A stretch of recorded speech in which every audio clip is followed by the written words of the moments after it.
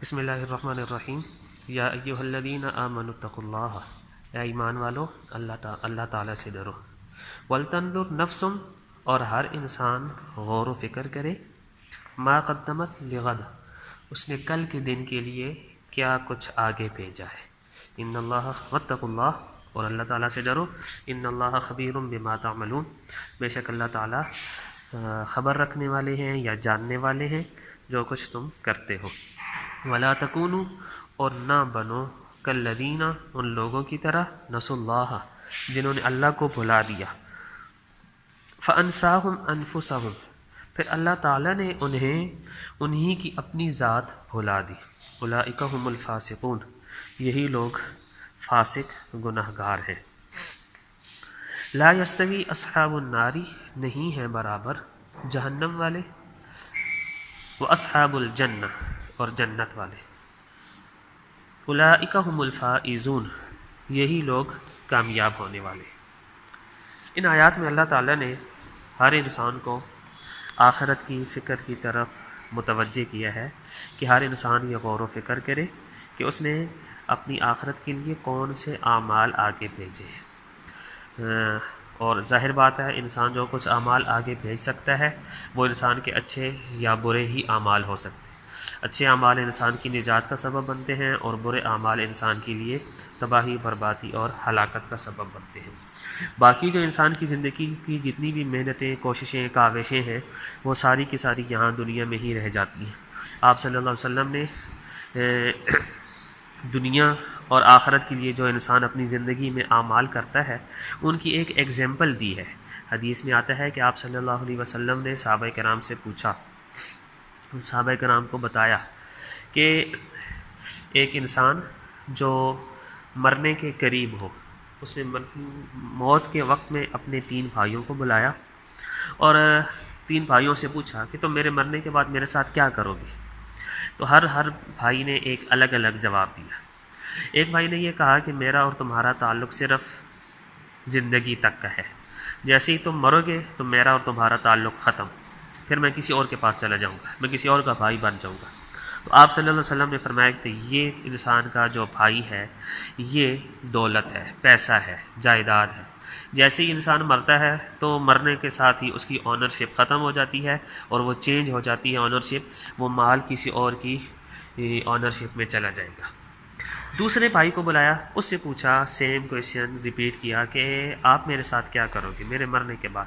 اس بھائی نے یہ کہا کہ جب تم مر جاؤ گے تو میں تمہارے اوپر روؤں گا، تمہاری تجہیز و تکفین کروں گا، تمہارے کفن دفن کا انتظام کروں گا، اور یہ اس نے کہا۔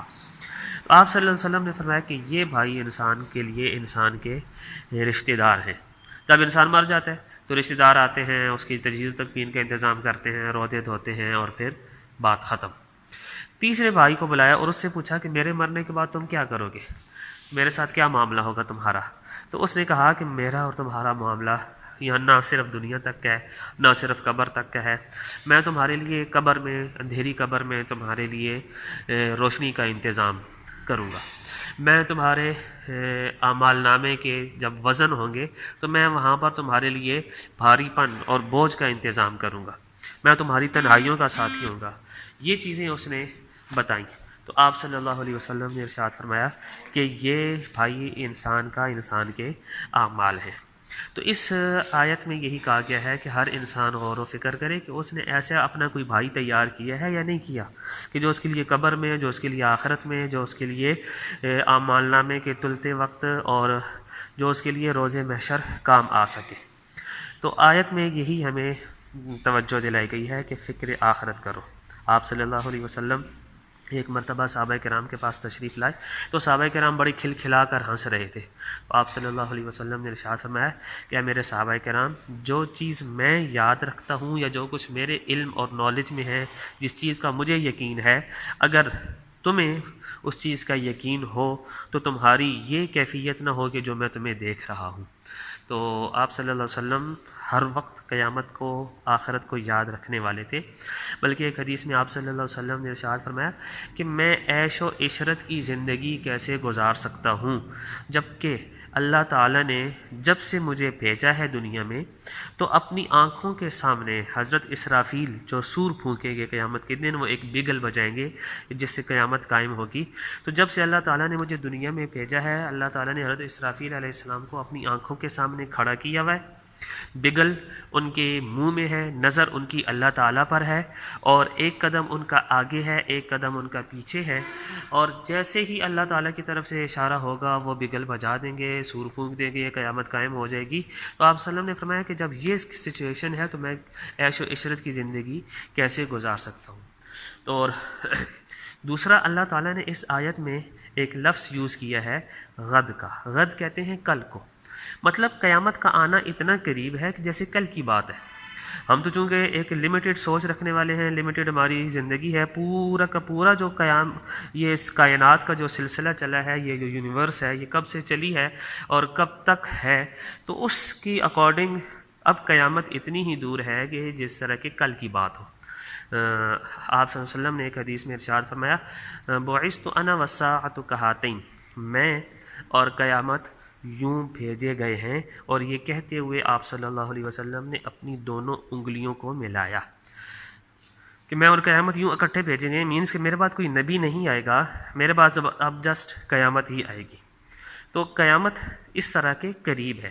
قرآن مجید میں ایک اور آیت میں ہے انہم یرونہ بعیدا ونراہ قریبا، لوگ اس کو بہت دور سمجھتے ہیں حالانکہ ہم اس کو بہت قریب سمجھ رہے ہیں۔ یہ اللہ تعالیٰ کی ذات ارشاد فرما رہی ہے کہ ہم اس کو بڑا قریب سمجھتے ہیں۔ اور قرآن مجید میں 17ویں پارے کی پہلی آیت ہے اقترب للناس حسابهم وهم فی غفلۃ معرضون، لوگوں کے لیے حساب کتاب کا وقت بڑا قریب آ چکا ہے لیکن لوگ غفلت میں پڑے ہوئے ہیں۔ اور سورۃ القمر 27ویں پارے کی پہلی آیت ہے اقتربت الساعۃ وانشق القمر، قیامت قریب آ چکی اور چاند اس کے 2 ٹکڑے ہو چکے، یعنی یہ قیامت کی نشانی تھی کہ چاند کا 2 ٹکڑے ہونا، اور وہ تو آپ صلی اللہ علیہ وسلم کے زمانے سے ہی ہو چکا۔ تو قیامت بہت قریب ہے، گویا کہ قیامت کا آنا یہ کل کی بات ہے، کل قیامت ہو جائے گی۔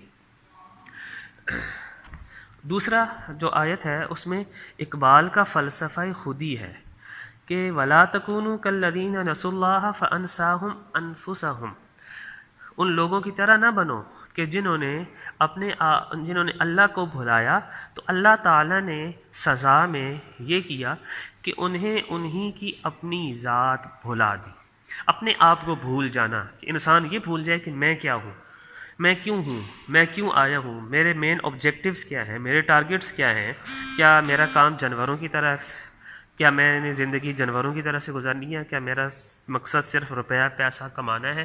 تو یہ ایسا انسان اپنے آپ کو بھولا ہوا ہے، اپنے اعزاز کو، اشرف المخلوقات اعزاز کو بھولا ہوا ہے۔ تو یہاں سے اقبال نے فلسفہ خودی اس آیت سے ڈیرائیو کیا تھا کہ جو انسان اپنے آپ کو بھول جاتا ہے، اسے اپنا پتہ نہیں ہوتا، اپنی منزل نہیں پتہ ہوتی، تو وہ انسان اب فلسفہ خودی سے غافل ہے۔ تو اللہ تعالیٰ کی ارشاد فرما رہے ہیں کہ ان لوگوں کی طرح نہ بنو کہ جنہوں نے اللہ کو بھلایا تو اللہ تعالیٰ نے سزا کے طور پر انہیں کی اپنی ذات بھلا دی۔ ایسے لوگ تو فاسق ہوتے ہیں، گناہ گار ہوتے ہیں، اور جنتی اور جہنمی دونوں برابر نہیں ہو سکتے۔ جنت والے تو کامیاب لوگ ہیں۔